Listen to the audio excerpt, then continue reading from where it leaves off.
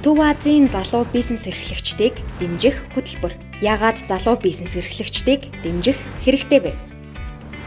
Тэд шинэлэг, инновацлог, санаачлаг бүхий старт бизнес эрхлэхийг хүсдэгч бизнесээ эхлүүлэх санхүүжилт тутмаг барьцаа хөрөнгөний үнэлгээ асуудал их байдаг.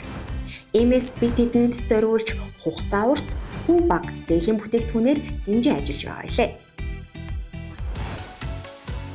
2025 онд бид юу хийв? 1700 гаруй залуу бизнес эрхлэгчдэд төслийн санхүүжилт олгосон. 5000 гаруй ажлын байрыг шинээр бий болгосон.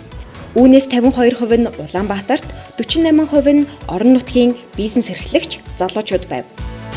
Мөн бид бизнесийн цахим хурдсуур багц хөтөлбөрийг амжилттай хэрэгжүүллээ.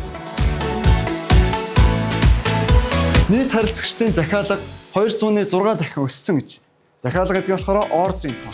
Залуучууд бас баярлалаа гэж хэлмээрээ. Хэрвээ нэг цэг дээр гацаад байсан бол дараагийн цэг руугаа яаж хүрэх вэ? Хаанаас эхлэхээ маш сайн ойлгосон гэж би хувьдаа дүгнэж байгаа. Алхам бүрдээ зөвлөгөө аваад явах нь миний бизнесийг урагшлах маш том алхам болж ирсэн. 6 удаагийн сургалтанд 240 гаруй бизнес эрхлэгч залуучууд хамрагдсанаас 83.5% нь онлайн үнэгүй нэмэлт сургалт авсан.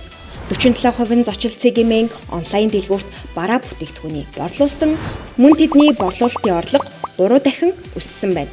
Залуу бизнес эрхлэгч та бүхэнд тус хөтөлбөр үргэлж нээлттэй байх болно. Жижигээр эхлээд томоор өс.